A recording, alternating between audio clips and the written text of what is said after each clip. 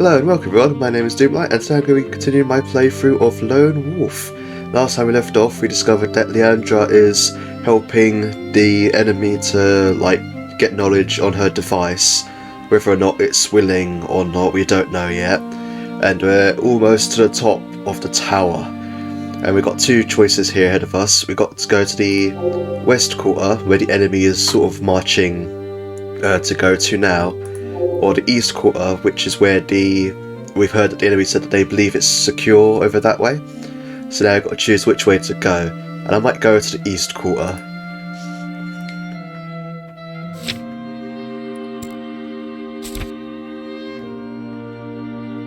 Your whole body aches with the fatigue of combat. If going towards the east will result in fewer encounters with the enemy, then so be it. The wide corridor twists and turns around several blind corners before you find yourself standing before a large wooden door.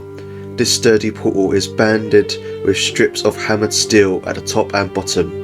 It is a daunting obstacle, one that will prove difficult to overcome by brute force alone. You're picking or something. You twist the heavy iron handle and give the door a solid push. It moves, but only fractionally. It feels as if this portal is firmly braced shut by something heavy that has been propped against it on the other side. What you overheard earlier could well be true. This quarter of the tug appears to have been made secure from intrusion. Mind over matter, go on, there it is. You rely on the discipline of mind over matter to blast your way through the door. You refuse to give up. Some well-placed blows will open your way to the other side. You look for an alternate route to proceed towards the top of the tower. Nah, mind over matter that thing. Just lift it right up. The words of wise Kai Master Big Bear, nice name, come to mind.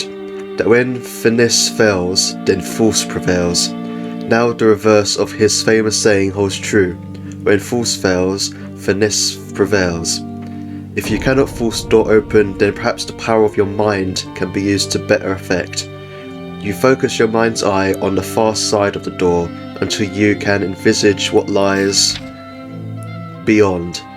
The door has been braced by something heavy, something that feels cold and hard, something crafted from solid granite.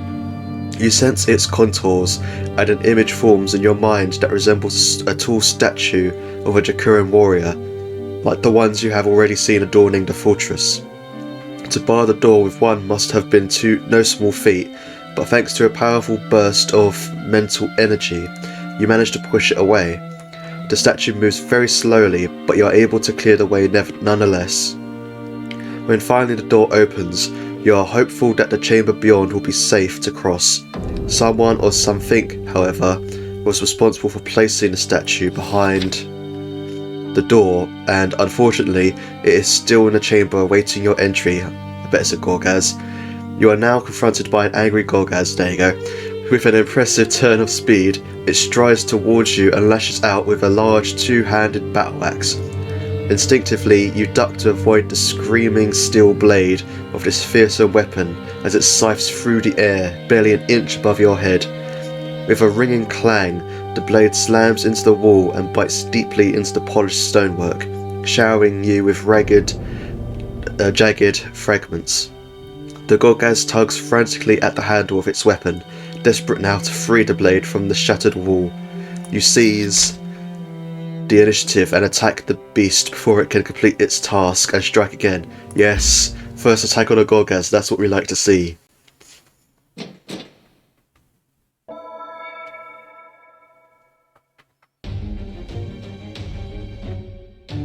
Is it going to be an armoured Gorgaz? I imagine it will be. Oh yeah, he's quite an armoured boy. Oh boy. Oh, he's got poison stuff as well. Well, I'll just use the basic one.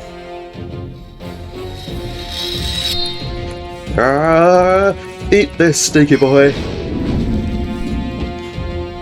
Nice. Then get a load of it. Oh. Get off me! Get off! Yeah, and wallop! Ah, get hemorrhage too. And then heavy attack. Yeah. And then we'll go in for the quick attack. Gotcha. And then let us do some. Let's do some Mind Over Matter on you. This one right here. Right in your back. Wolf's Buddy 2. Join the party.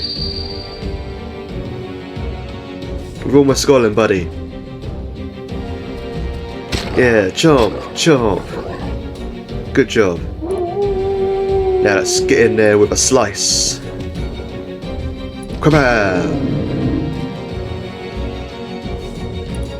Then let's not take any chances. Let's give him Explodey Bolt. Oh, that's a bad time to sneeze. Oh, there we go.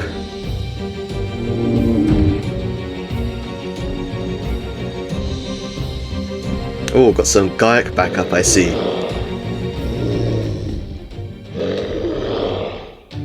Well then, let's give... which one's weaker? This one here. Let's give you a heavy attack. Haha, almost killed you in one turn, man. Let's go defensive. Yeah, chomp! Almost got him.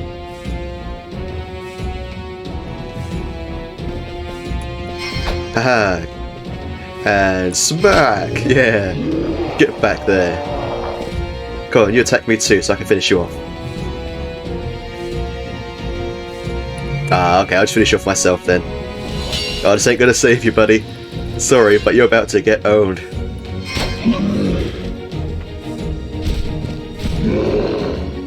Now as for you, sir. Ooh, okay. Let us... There we go. Bam! And a jab. Ugh. All that Kai power back. No endurance though. Pat pat, good job, boy.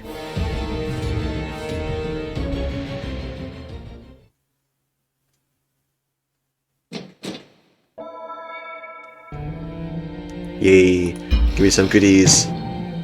Nah. With the Gorgas defeated, you are able to pass through the East Quarter with ease. The chambers and corridors are deserted. The Jakuran must have assumed that by bracing a door and stationing a Gorgas to defend it, this would be enough to prevent you from gaining access to the East Quarter of this level. It was a serious mistake on their part, one that has left the East Quarter breached and vulnerable. I'm guessing on the other side would just been like a massive wave of enemies to fight through. You make swift progress through the empty East Quarter and locate the staircase that ascends to the 6th floor above. The abandoned corridors and chambers below have provided a welcome respite from the battles you have fought so far. You are about to ascend the stairs when you are brought to an abrupt halt by an unwelcome sensation. Your pack has begun to vibrate. The cube has been activated and immediately you sense that there is something nearby which is possessed of Shanti power and has set it off. Locating the source of this power proves to be a simple task. Stored in a space under the stairs, you discover another Shanti shrine. Man, they're just hoarding these things in this tower. Similar to the one you encountered previously on a lower floor of the tower. Etched into its surface are several sigils and glyphs that are now pulsating with energy. They serve to illuminate the lock which keeps the shrine secure. You are confident that you have the means and the skill to open the lock, but do you have the time? The sun is about to rise above the eastern horizon and your mission has yet to be completed. You must decide what to do and quickly. I mean, of course we're gonna do it. Just don't be too hard of a puzzle, please. This is an awkward looking one. It's probably not as awkward as it looks though. Right, so let's see what we got. So that could go down and that would solve that. No, that can't go out because then that would be there and there needs to be a gap. So it can't be that side really. That could go down. Although there's nothing to go.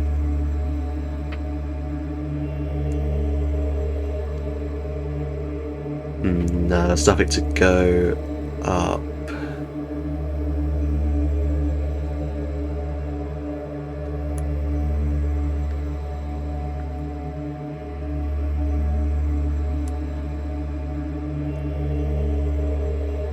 So that could go down to make the 2.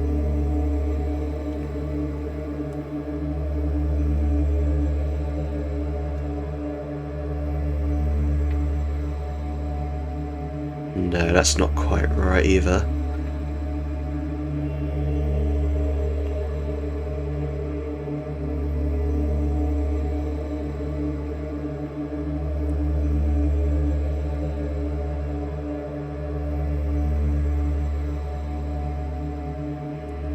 Just got to find the starting point.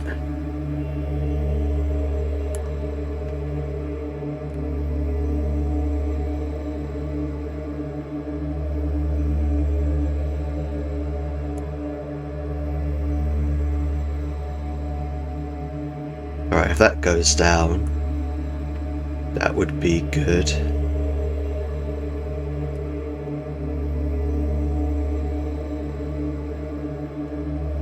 But then that's 3 across, so that's only 2.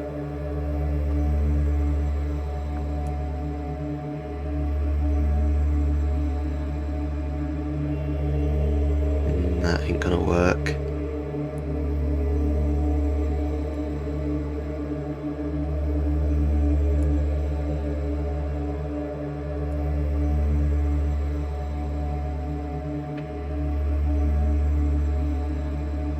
Well, if that goes down, that's 2 there. That could be the 2 up. Oh, this might work. Hold on. That goes...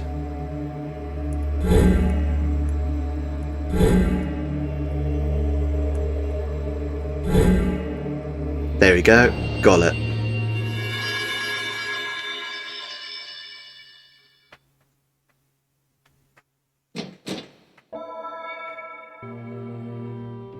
With a few skillful twists, you maneuver the facets of the cube into place and use it to release the enchanted lock of the reliquary shrine. The reliquary compartment slides silently open and reveals something of value resting inside. Pat pat. Dawn is fast approaching. You claim your prize and ascend the stairs as fast as you are able. Ooh. Ooh, that looks nice. Increases strength by 35. Ooh. That's some good stuff in there.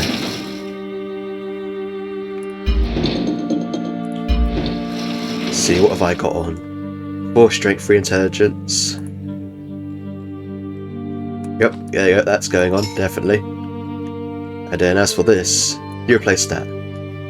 I'll save that for like the final boss or something. Or if like dire situation. By rallying all their forces to the west quarter, the Jacurim have left this stairwell unguarded. You use the staircase's grey stone banister to help propel yourself up the steps at a brisk pace. You sense that you are nearing the top of the tower, and your heart begins to race in anticipation of what lies in wait for you there.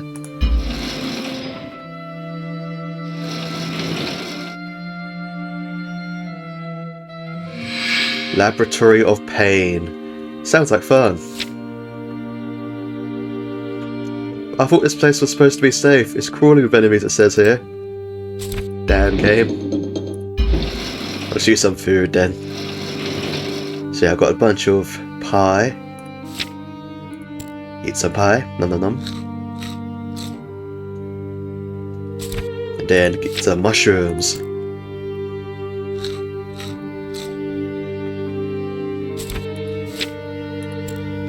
There you go, all those mushrooms in ya.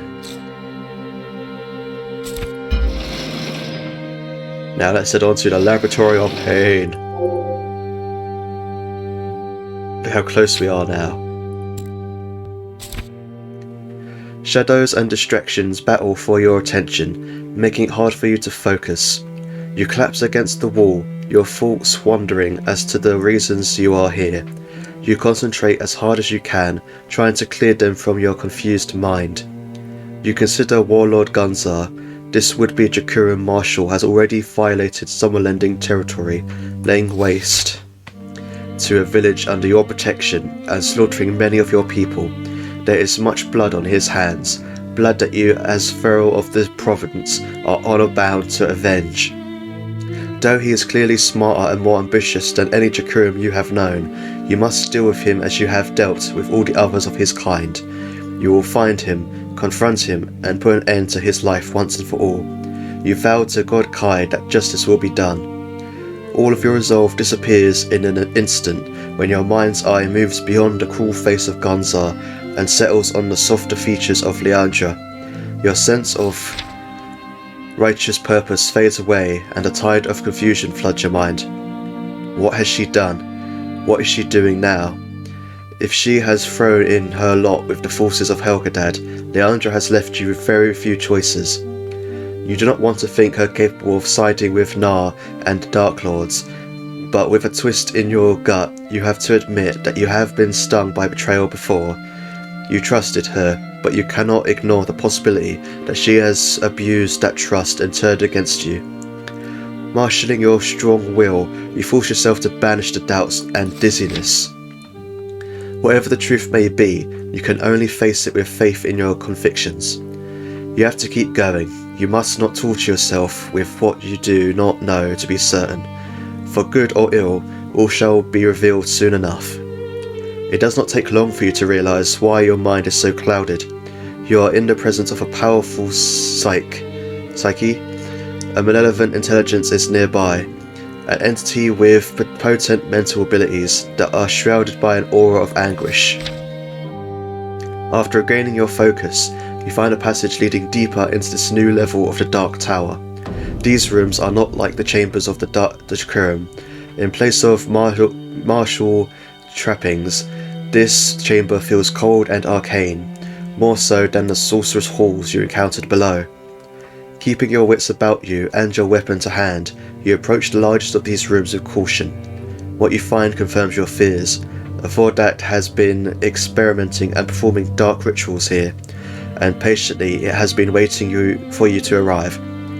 Welcome, Kai Lord, the robed abomination before you speaks. Its withered and almost fleshless lips move with each word, but its voice seems to echo in your mind rather than your ears.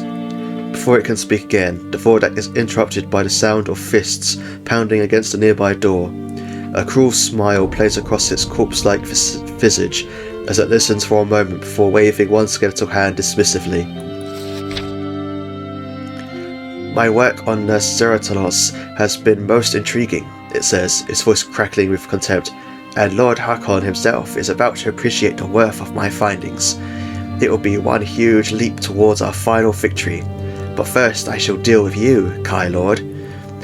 Damn you abomination, comes Leandra's rough and trembling voice from beyond the locked door. She is here, but why? Is she the prisoner of this fiend, or an accomplice it no longer requires?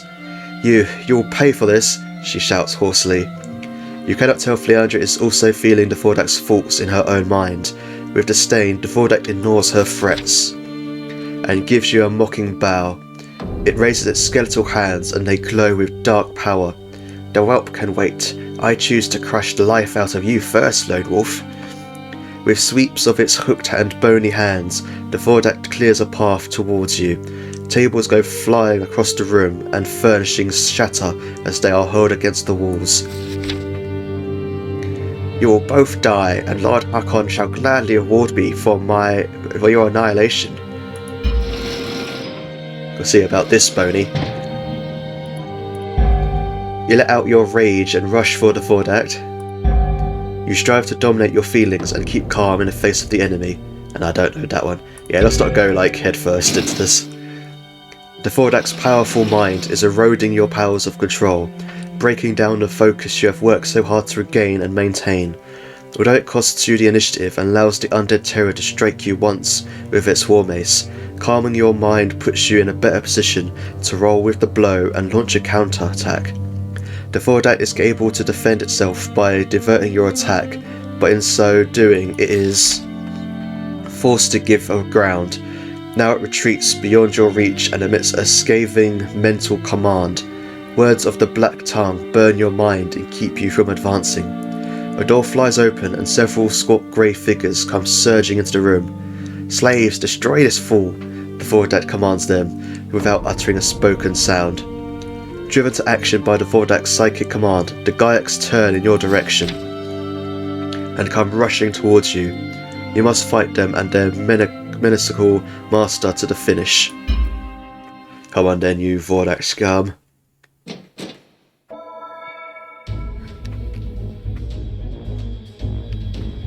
Are you going to be a really heavily armoured one? You're kind of like heavily armoured, I guess, for a Vordak. Uh oh, no, my Kai power. I was saving that for a big attack, you jerk. Ah. Oh, you're gonna get it.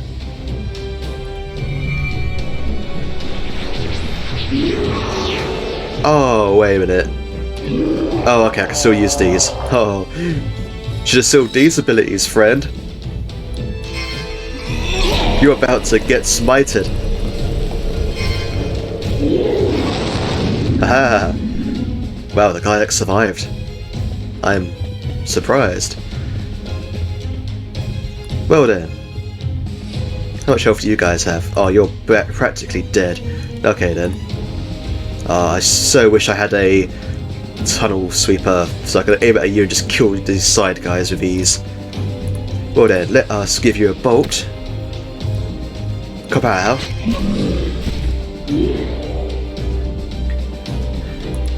And then for you, sir, get a poison bolt. Ka-chow!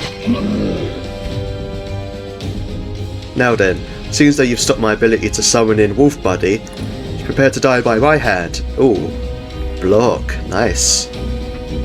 It won't save you though. Ooh, that might though. Ow. Get up, Lone Wolf. Wolf Buddy can't save you.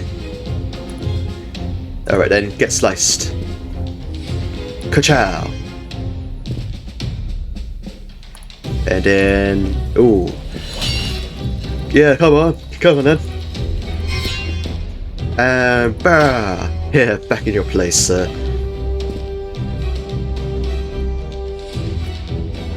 Let's see, I can't stun you. I could go defensive. Yes, go defensive. But I doubt you'll use an attack that I can actually block. Oh, hello. Come to join the party. Oh no, it's a stinky boy. Ah, my turn again. Right, let's try and get you out of the way. Oh wow, you are a dodgy one. Get up, Lone Wolf. Quick attack this guy. Wow, you just don't want to get hit, do you? It's kind of annoying, I must say.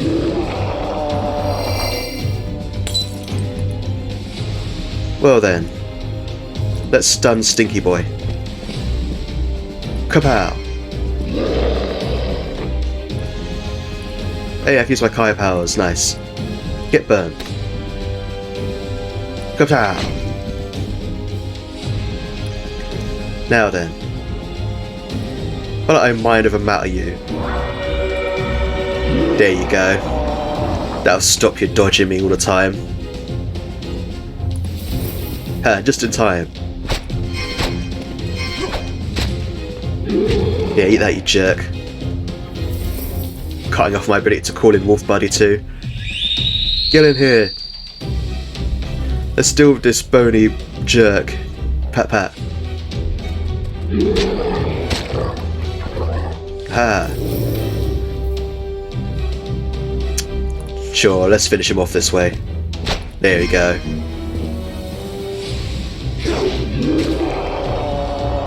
Yeah, not dodging that now, are ya?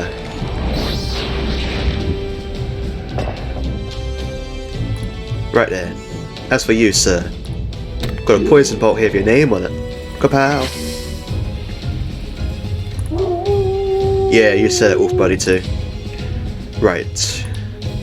There you go, quick attack. Not much I can do. Oh, there you go. Yeah, chomp!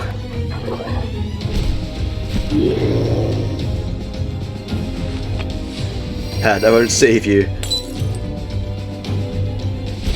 Oh, your friend's awake. Oh, he didn't poison me at least. Right then, let's finish you off with a heavy attack. Gotcha! Now as for you, sir, I've got a combined attack here with your name on it. Aha! Jab! That's what you get.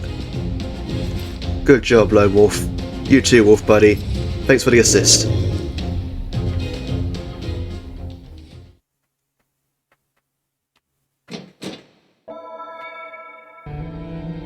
Ooh, goodies. Ooh. That looks nice.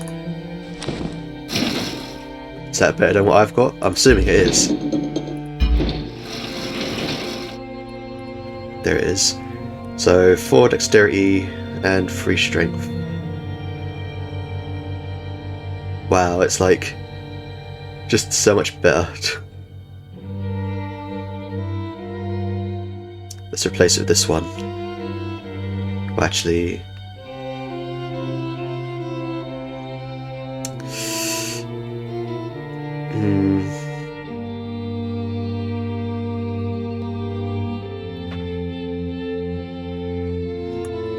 yeah, let's replace this one. Right. The hate-crazed Vordak is destroyed. Its corpse has become a bubbling, hissing, noxious pool of acid that gladly you leave in your wake. You approach the door behind which you believe Leandra is imprisoned. You strain your eyes, but you can no longer hear the sound of her fists beating upon its unyielding timbers. She must be aware that the fighting has stopped, but is she afraid to call out because of guilt? When the Vordak sent for its slaves, its mind blast was very powerful. You are incapable of shielding yourself, but Leandra does not possess any psychic defences, and she may have been struck unconscious by its insidious effects. You pause at the door. A flicker of doubt returns to haunt you. Are you making excuses for Leandra because you do not wish to face up to the fact that she could be a traitor? Still, you know nothing for certain. You may deny it, but there is much that points to her having... Your doubts are dispelled by a sudden scraping sound that makes you spin around in an instant. You see Leandra's mechanical crossbow lying on a table by the wall. A grey, blood-spattered hand is reaching out for it from below the table's edge. It grabs the weapon and pulls it out of sight. Now armed with a loaded missile weapon, a wounded Gaiac drags itself to its feet and levels the crossbow at your face. The creature is terrified yet determined to kill you nonetheless. The weapon trembles in its claw-tipped hands as it squeezes the trigger. Man, this Gaiac's like going in. He's trying to be the hero of the story. You leap at the Gaiac to snatch the crossbow off its hands, or you count on your agility to evade the shot of the crossbow. Gotta do that one. Got a nimble boy. Striving to keep a cool head, you swallow hard and quickly roll to your side, just a moment before the Gaiac pulls the trigger. The bolt streaks past and thuds to the wall behind. Without a moment's hesitation, you leap forward and hit the Gaiac in the head as hard as you can. You leave it stunned, and you're about to finish it off, but more enemies come rushing into the room, wild-eyed and screaming, "Attack Doc! Kill him!" Frantically, they close upon you and attack. Right, this calls for... where is it? Steak! Or roast, I mean. It's actually a chicken. Bam! Lone Wolf's ready. He just ate a giant roast while he was waiting for you guys to approach. Where'd you keep all those roasts on you, by the way, Lone Wolf? I'm not seeing any backpacks big enough.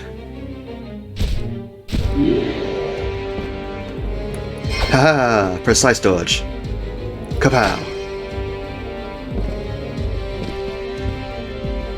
Come on, give me my turn so I can unleash. Yes. Mastered the technique. Get stormed. That's one dead Gaiac. Now, sirs. Prepare to die. Uh-oh. That ain't good. I need to go back to the shop. Hello, sir. You didn't stand a chance, I'm afraid.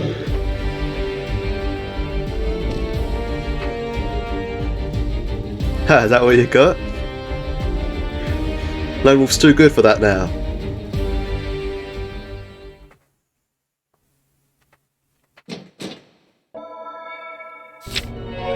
Ooh. Inflicts fire damage over time to all enemies. Nice.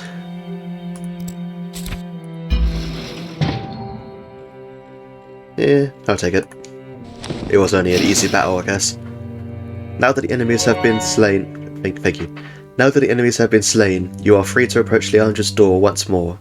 You stop to retrieve her crossbow from the floor where the frightening Gaiac dropped it, and you hook it to the back of your belt. As you draw closer to the door, you hear a faint coughing sound.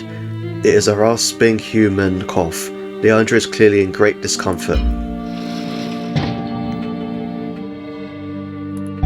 Yes, pick a lock.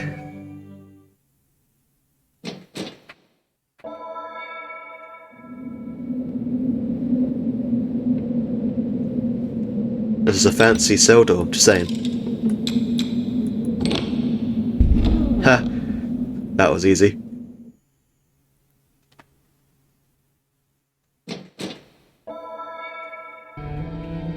The lock is difficult to pick, but with a little time, concentration and consummate skill, you achieve the task. The moment you hear the lock disengage, you rise to your feet and push open the door. The moment you enter the chamber beyond, you are assailed by a powerful and chilling blast of freezing cold wind.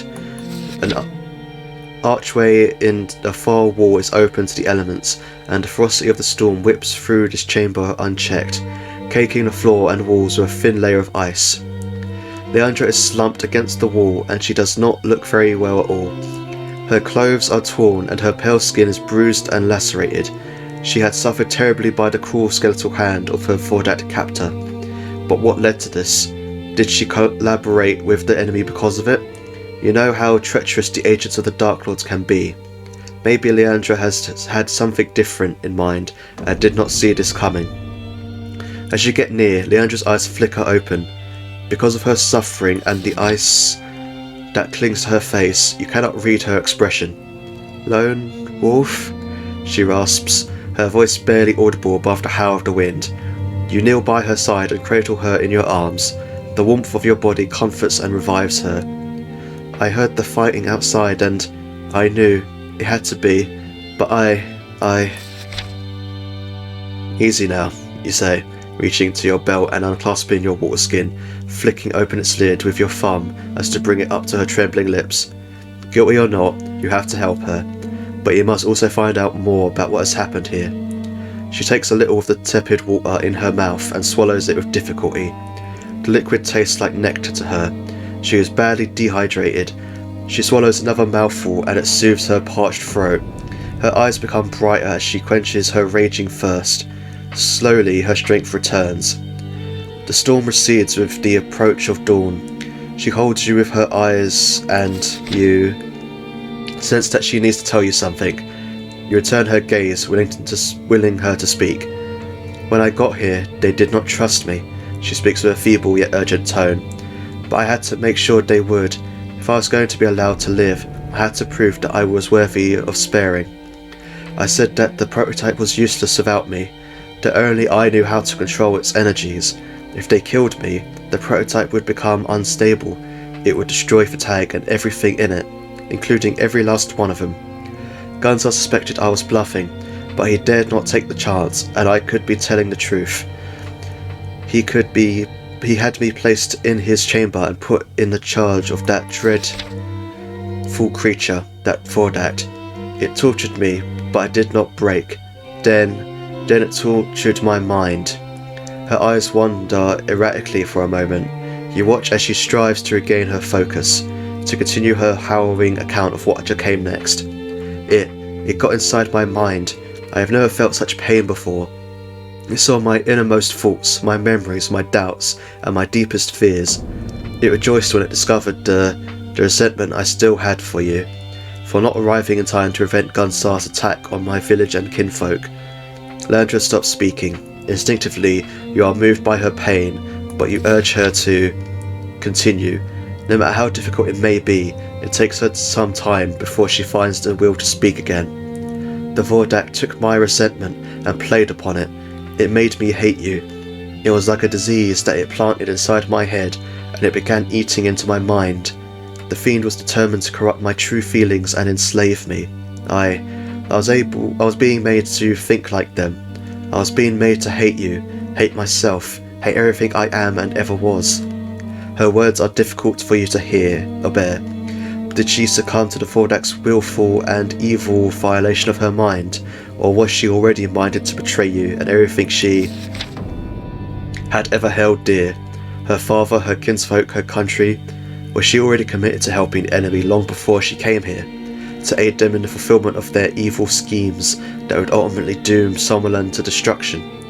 Is she the victim of her own misguided genius and her ambition despite the grief it has caused, or has she really been a traitor all along? You begin to question your assumptions. Was she trying to help you? You want to know what Leandra was trying to accomplish with her crazy plan. Yeah, I want to know that, yeah. She has never shown any real trust in you, never listened to you or obeyed you, even when you were trying hard to save her life. Why should you believe her now? Well, I mean, that's not what I was going for, but okay. What were you that isn't exactly what I chose. What were you so desperate to convince it of, Leandra? You try hard to mask it, but there's a tinge of bitterness in your voice. She recognizes it at once, and it hits her like a clenched fist. What in the name of Isha were you really up to? Please tell me the truth. Why did you come to Fatag? As harsh as it may sound, you do not attempt to mask your doubts and suspicions. Was it truly your insane need to achieve your prototype that made you come here? Was that the only reason you decided to help me when I arrived in Rockstone? Leandra shakes her head and exhales with exasperation. I knew you'd never understand. Can't you see? Can't you understand even the tiniest part of what I am and what I really feel? It's because of you that I finally came to realize that my need to create and my unquenchable thirst for knowledge has consequences. All my experiments, my mechanical inventions, the prototype, I want these things to bring about only good things for everyone in Sommerlund, but everything I've done has gone wrong and put everyone in danger. She turns her head away and begins to sob. A solitary tear trickles down her cheek and splashes onto your hand. Everyone that's died, their blood is on my hands. Her words challenge your doubts and soften your view. You sense that her remorse is genuine and sincere. I have been afraid to admit the truth, she says, trying hard to control her emotions, even though I've suspected it ever since the attack on my village. In the Shanty tunnels, I had it proven to me beyond doubt. I can no longer deny it. I am responsible for everything that's happened. The attack on Rockstone, the death of so many innocent people, and all of the dangers that you've faced since your arrival in the village. How can that be? You reply, trying to set aside your lingering suspicions. You didn't make Gunsar raid your village, Leandra. No, not deliberately, but I may as well have drawn him a map and sent him an invitation. She is consumed with remorse. My prototype, my wonderful device, my great invention, my foolish pride. The prototype contains and radiates the same energy as your Shanty cube. Its source of power is identical, and the sorcerers of Helgadad had been studying it as I had. They knew what it meant and how to recognize it. and my prototype was a bright beacon for them to follow. Slowly, she raises her tear-stained face and holds you with her bloodshot eyes. They are filled with pain and regret. Gunzar and the Vordact, they sensed its presence in Rockstorm. The Vordact that tortured me, it revealed this to me. It is the only reason they raided Rockstorm. They wanted it for themselves. At the same time, they couldn't know exactly what to look for, or where. So they came and they massacred the whole village and took everything they could lay their filthy hands on. Her body falls limp in your arms and she begins to sob uncontrollably. Everyone is dead because of me. I had to come here to make things right again. You draw her closer and try to comfort her as best you can. You can no longer bring yourself to believe that she is a traitor to her people and to your homeland. You said that you had to convince the Vordact, you say, in as soothing a voice as you can muster. Convince it of what? They were looking for me, remember? That Vordact could boast as much as it wanted, but it had not been able to crack the secrets of the prototype on its own. I wanted them all to believe I would assist them, but the truth is that I had no intention of ever helping them at all. In fact, the opposite is true. I'd made up my mind to destroy them with it.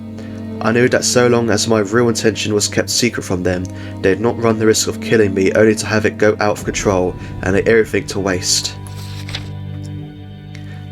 And did they let you have the prototype, you say? They let me work on it for an hour or so, but the Vordact watched me closely, and I was unable to fix it so that it would overload. She wipes away her tears on the shredded sleeve of her jacket, and she forces herself to smile. Then she looks at you squarely in the eye and tilts her head slightly, prompting you to say something. Well, she says, I've done all I can, now it's your turn. Before you can say anything, Leandra begins to cough and shudder. She closes her eyes for a few moments and tries to retain her composure. I knew you were in the tag. Everyone knew. The news of the fighting on the lower levels had swept through the upper tower like wildfire. I was sure that you'd never be able to stop you. They'd never be able to stop you from finding me. I just had to hold on until you got here. And even if you did not, I still had to believe you would. You are a trained Kai Lord with Kai disciplines, and you are armed with the mighty Sommerlund. For you to face the perils of this terrible place is an act of duty. But Leandra, she has fought her battles, and bravely so, but armed only with her wits and her courage to see her through. It has come as an unexpected surprise to discover that she has prepared to enter the tag and seek to destroy her precious device, rather than permit the enemy to keep it. And she knew full well that she would likely never get out of this tower alive. You remember something you had overlooked when you first entered this chamber. Look what I found, you say, as you reach around behind your back and slip your hand under your cloak. You unhook her crossbow and pass it to her. She gives a hoarse laugh as she leans forward to take it. Fondly, she runs her fingertips over its chipped woodwork and scratched fittings. It's in no better shape than I am at the moment, eh? You'll mend, you reply reassuringly. Deep down, you're as strong as summer-lending oak, and just as resilient. Again she laughs, despite the discomforts of this icy chamber, and the trepidation you feel in anticipation of the fight you must yet bring to its cruel commander. You cannot help but be impressed by the fortitude of this gifted and brave young woman. Then you hear something that sets your pulse racing. It is the sound of heavy-booted footfalls on the tower roof, directly above this chamber. It's him, gasps Leandra. It's Gunzar. I'd know the sound of his footsteps anywhere. You stand up and steel yourself for the coming battle with Warlord Gunzar. You know where he is, but you do not know how to reach the roof and confront him. Your eye falls upon a door in the far wall that you have not noticed before. You begin to approach it, but Leandra calls out a warning. No, not that way. That door leads to the Vordac's torture chamber. She shivers at the thought of the pain she endured in this terrible place. You move a little closer to examine the door, but you are brought to an abrupt halt by a wave of fatigue that washes through you like a black tide. You fall to your knees and struggle to regain your strength. Leandra says something, but her anxious words swirl around in your head, and you cannot clearly understand what she is saying. You know that you must fight this sudden weakness and confusion, for it is threatening to defeat you before the final combat with Gunzar has even begun. You draw upon your Kai powers and enter into a deep state of meditation. The chamber dissolves around you, and you feel yourself plummeting into a vortex of total darkness. At length, the sensation of falling recedes, and you find yourself on your knees in your nightmare once more. Oh no. Did you think you could defeat us? Did you think you could destroy us? Did you think you could send us away? The dark spectres appear again, moving and speaking in unison. We have always been here. We are the shadow of your light. The Drakkar and his Shanti amulet did not create us. We have always been here, watching and waiting to eclipse you, child of the sun. The spectres coalesce into a chillingly familiar figure that is filled with malevolence. It is the summation of all your doubts and fears, all the weaknesses and failures that have haunted you since early childhood. Your long and perilous journey to Fatag has forced you to confront your limitations in so many ways. Now, the insidious power of the Shanti amulet has brought you face to face with your inner demons. We are strong. The Shade's voices have merged into a single, sibilant whisper that scratches your mind. And our time has come. The time has come indeed, you reply, projecting your retort without need to give voice to your words. Defiantly, you rise to your feet in eager readiness to do battle with this horror that haunts your mind. The time has come to put an end to this. Yes, let's do it, Lone Wolf. You provoke the Shade into engaging you, ready to counterattack. You know your enemy now, and you are not afraid to fight. You focus on your sixth sense and realise that you can predict the Shade's actions.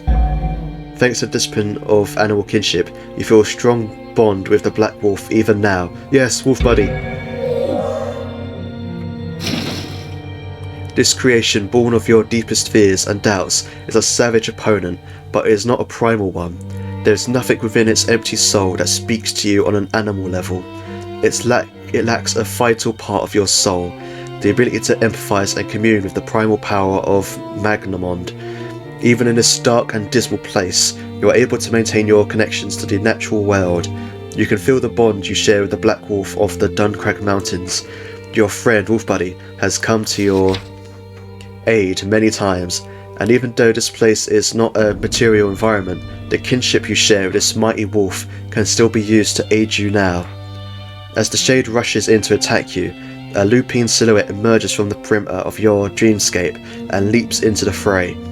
You feel every blow that is landed upon its tenacious spirit wolf as he fights your shadowy foe, yet together you can overcome and defeat it. Yeah, you said it. Let's just top up a little bit. Oh crap, my weapon still broke. Well, that might make things a little bit more tricky. But I'm going into this with eager determination. Put these Shades where they belong.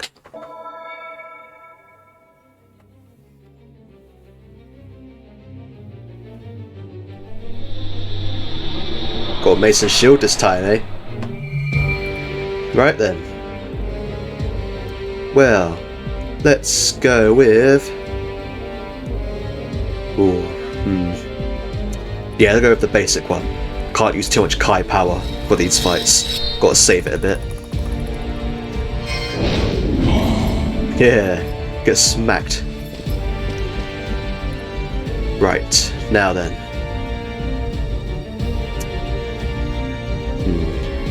Not yet. Combine attack. That still does quite good damage even though the weapon's damaged. Good to know. Right, and then give you the heavy. Okay, and then I'm gonna need to heal. Heal him a little bit, but that's not too bad. Right, let us... You know what? Wolf Buddy.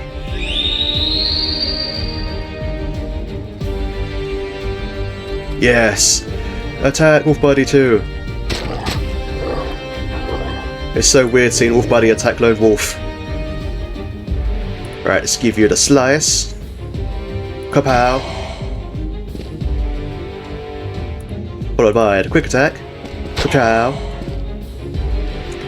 Followed by the shield bash. And Kasmack. Get Done! Yeah! Pat pat, good job, Wolf Buddy 2. We showed that shade who's boss.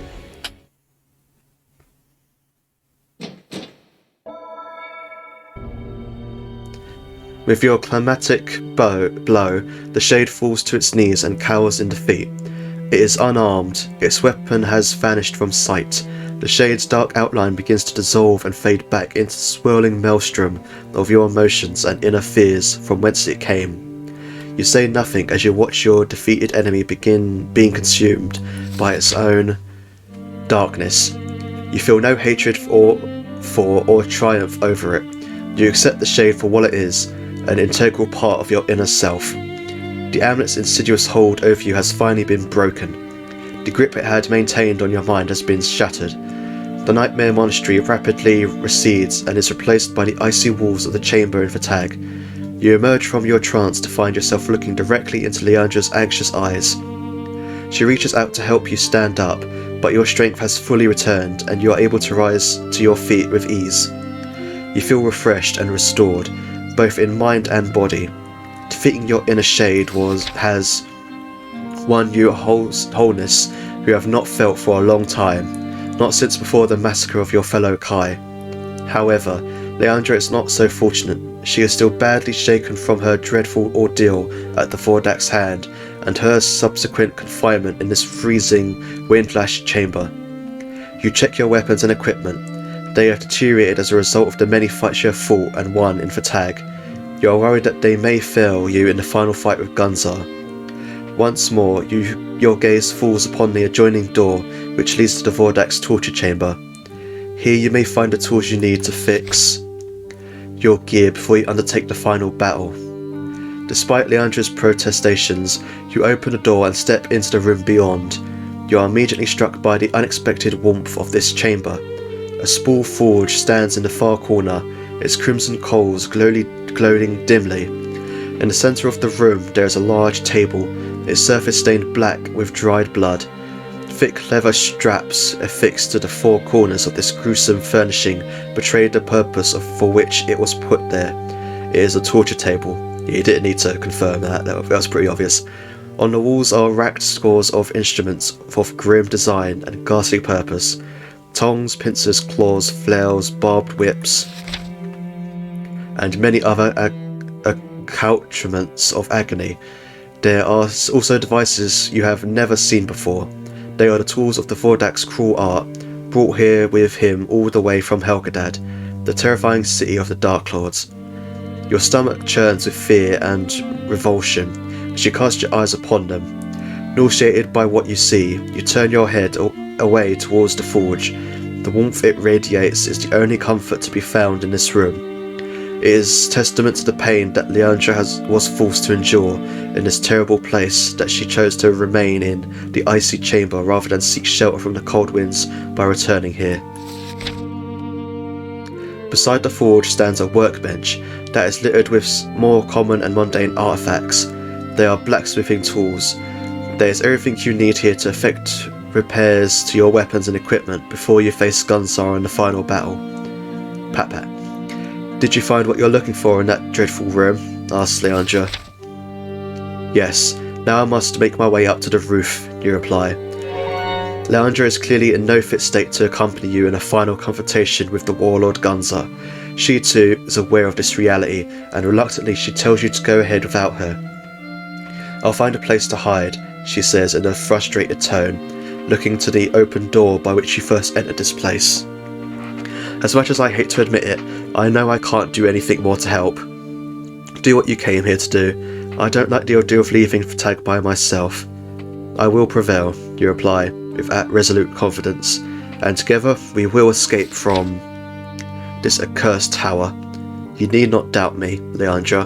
A Kai Lord is always true to his word. You nod your head and try to reassure her with a smile. She tries to smile back, but she is unable to. Whether it is because of the pain of her wounds, or her weakened state, or because she still harbours some resentment for what has happened, you cannot tell. You go with her into the adjoining chamber, away from the freezing cold of this desolate windswept room. It has started to snow again, and she needs to be somewhere she can regain the strength that was robbed from her by the wicked Vordact. You bid her farewell before you take your leave by way of the door through which the Gyaks entered and attacked you. A long corridor waits you beyond. At the far end you see the bottom of a spiral staircase that ascends out of view. It leads all the way to the top of the dark tower. With weapon in hand, slowly and resolutely you commence your climb of the tiled steps. This is it. Hey, that's a nice little free repairing of my gear. Good game design there, game. Because I mean, if I had to go all the way back down to that shop, I'd have been incredibly annoyed. Because that is like very far down at this point. Yeah, there are going to be random encounters I'd probably encounter on the way down. Well then, this is it. Atop the dark tower. The staircase has been left unguarded and no obstacles have been placed in the way to impede your cautious ascent. When you reach a circular landing at the top of the steps, you look out through an open portal onto the flat scorched roof of the tower. Gunzar is here, waiting for you. A winter wind howls across the open rooftop. It drives the light snow into flurries that swirl, whirl and dance wildly around its jagged iron parapet. Gunzar is standing near to the west edge, gazing through the visor of his battle helm at the heavy sky overhead. A storm is brewing in the Darklands, and it will not be long before it reaches Fatag. In the distance, you watch a fell creature emerging from the clouds. Astride its back, there sits a terrifying figure encased in gleaming black armor. 2 pinpoints of scarlet light radiate from the sealed visor of its mighty helm. It is Dark Lord Hakon, seated astride his huge winged mount. Neither he nor his imperial slam beast pay much heed to the force of the wind. They are both strong enough to resist the gusts that buffet them ceaselessly. Gunzar turns away from the parapet and looks in your direction. He sees you and immediately he draws his mighty twin-battled blade. Twin-bladed battle swords from their scabbards. You are too late, Kai Lord, he shouts in broken Sommerlunding, his foul breath clouding from the grill of his visored helm. Lord Hakon is here. Your fortress and your troops did not stop me, Gunzar, you retort, loudly enough to be sure that he hears your defiant voice above the incessant howling of the wind. But I will stop you. I am here to take my revenge for the blood of the innocents you have murdered. Gunzar laughs with disdain. Foolish Kai, always a step behind me. Even if Fatag should fall, it will be of no great consequence. It has served its purpose well. It will arise again, it always has, and it always shall. The loathsome cry of the slam beast pierces the stormy skies, and Gunzar thrusts his twin-bladed swords into the air in proud salute to his fell master, seated astride its broad back. The Dark Lord comes to collect his tribute, bellows Gunzar. With confidence, he pats what appears to be a Corellium case that is firmly attached to his belt. The Sirentos is ours. I have secured for him great power by the might of my swords, my cunning and my guile. The slam beast circles high above the parapet and vents another piercing shriek that sends a shiver of dread coursing down your spine. You find solace in the certain knowledge that it shall not approach any closer to the roof while you remain alive. Hakon is here, but his morbid fear of your divine blade prevents him from landing his mount upon the tower roof and engaging you personally in combat. You wield the one weapon on Magnamond that can slay a Dark Lord. You have used it in the past to destroy Archlord Sagrana, and gladly you will use it again to dispatch Hakon if he is foolish enough to come within striking distance of its formidable power. I mean, it has quite a long range on it, that Somerset, I'm just saying. The Warlord may have not realised it, but Hakon will not intervene in the coming battle. His sepulchral voice cuts through the noise of the rising storm. Slay him, Gunzar, slay him for me. Around Gunzar's neck, a Shanti amulet flares into life. Although its power to twist and distort your mind has been irrevocably broken, you are assured that it still possesses a threat to you in other ways. The final battle begins. Oh wow, all these choices. It's all Kai disciplines as well. That's a nice little touch. Like, what Kai disciplines did you choose? It's going to affect your final choice in the game. So I can't do that. You resort to your sixth sense to understand how the amulet works. Thanks to the discipline of animal kinship, you summon the Black Wolf one last time. You resort to the mind of a matter discipline to hit Gunzar from a distance. And I can't do that. Oh boy, this is I've got to call upon Wolf Buddy. It's got to be Wolf Buddy to the end. You are not the only one on the roof who hates and despises this vile Drakkar for the crimes he has perpetrated in Rockstorm and beyond.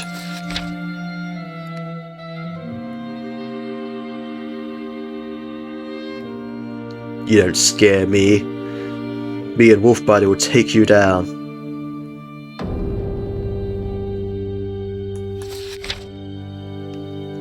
Close by, you can feel the welcome presence of your Lupine companion, the mighty Duncrag Wolf that has battled loyally by your side. Now he stands ready to do so again. Gunzar's minions have taken a dreadful toll of his beloved pack. Now your wolf friend is ready and eager to reap bloody vengeance upon the Gyak's leader. With a howl and a snap of his gleaming fangs, the Duncrag Wolf leaps upon Gunzar from behind. The power of the amulet hurls him backwards and onto the icy ground, but his intervention has not been fruitless. Gunzar has been injured and he has lost his focus, forcing him out of the trance he was in. You now have a perfect opportunity to make an effective strike. Do not waste it. Here we go. Let's do this, Lone Wolf and Wolf Buddy.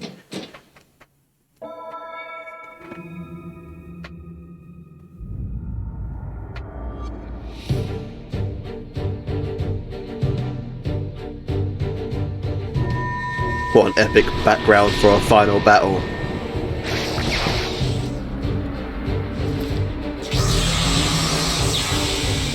Alright then, sir.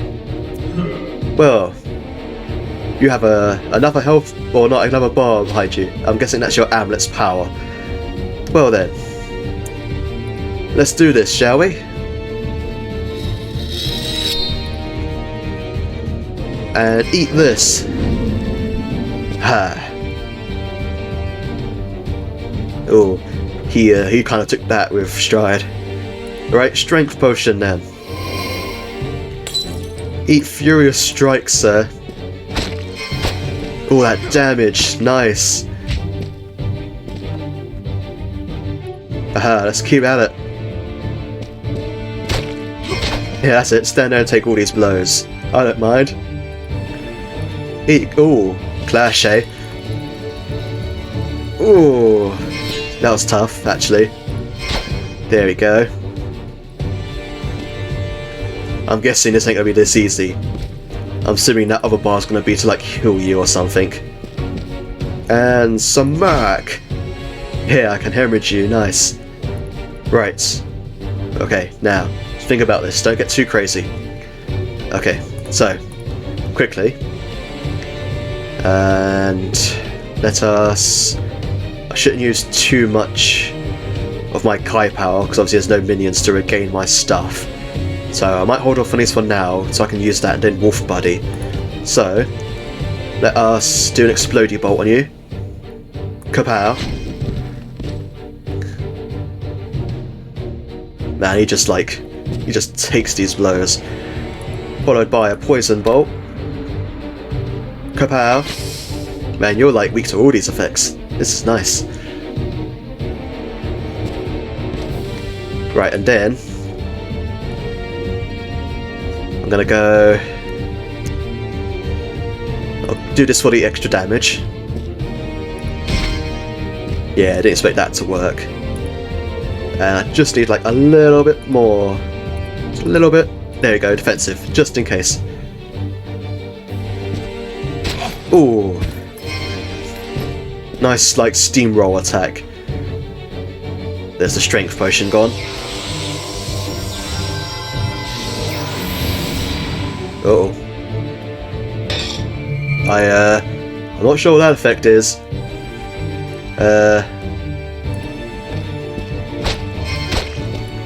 Oh wow.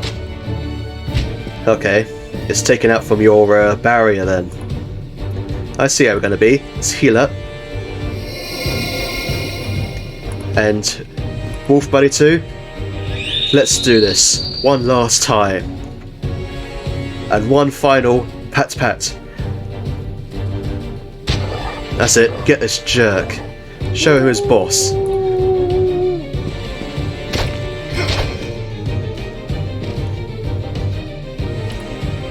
Almost got that barrier of yours down. There we go. Now it's got to take your health back down again. Let's give you another poison bolt. Ka-chow!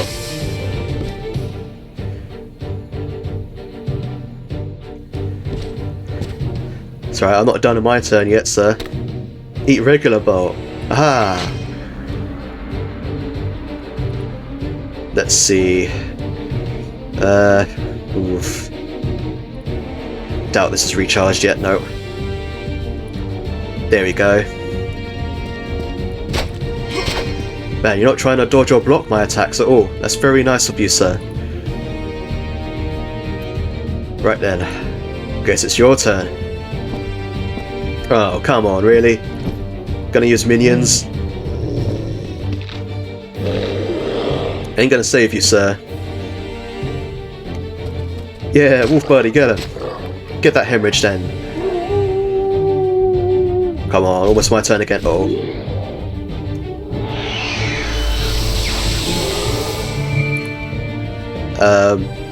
He seems angry. Oh, wait a minute, what is he doing? Oh, wait. Oh, wait, is he draining health? Oh, God, you sheep. Oh, is he draining health or is he draining energy? Hold on. Quickly. Okay, he's draining energy. Okay, so if I attack him, will that stop it?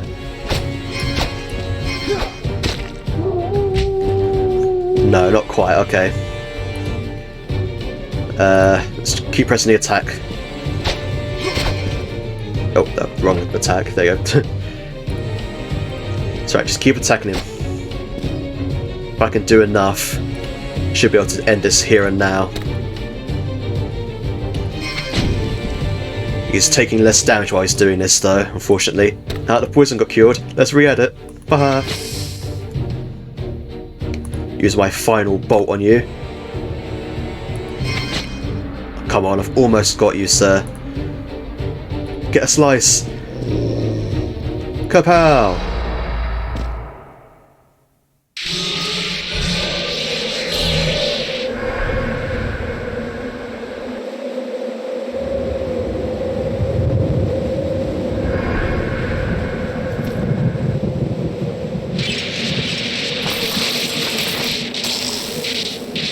That's gonna backfire, sir. Look how tall he is compared to me.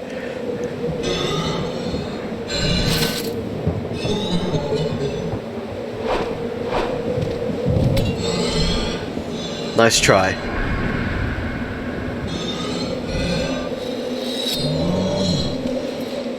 Oh, it's my turn.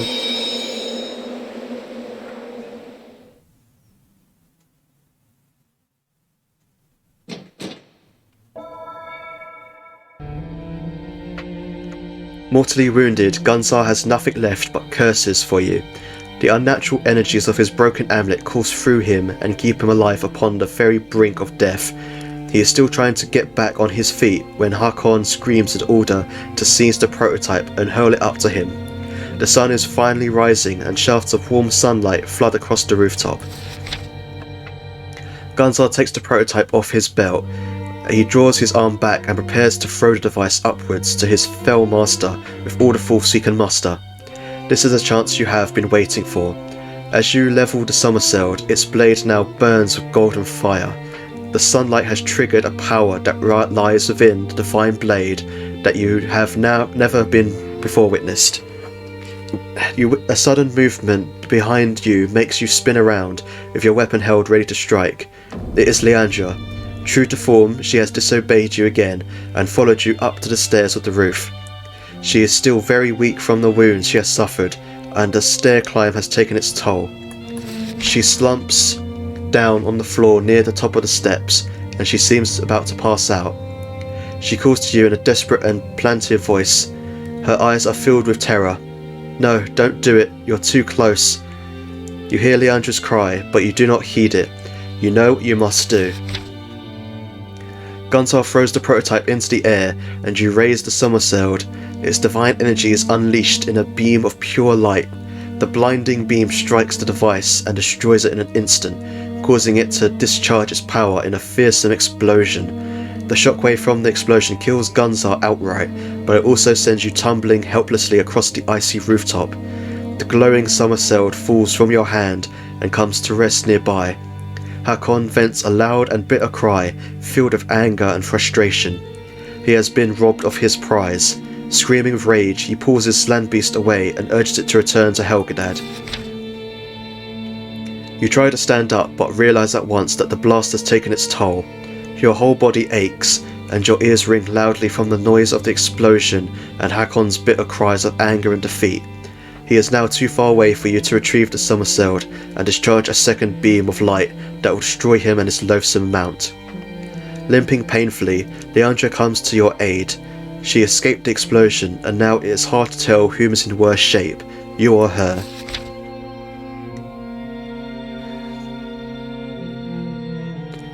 We'll get you next time.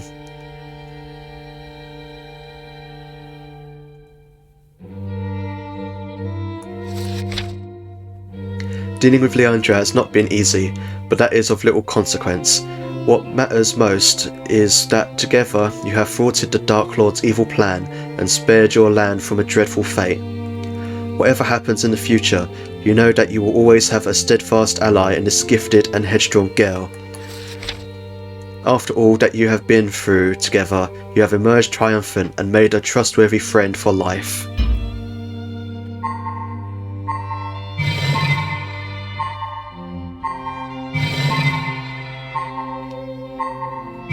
Man, my intelligence was rocketing up this whole, playthrough, basically.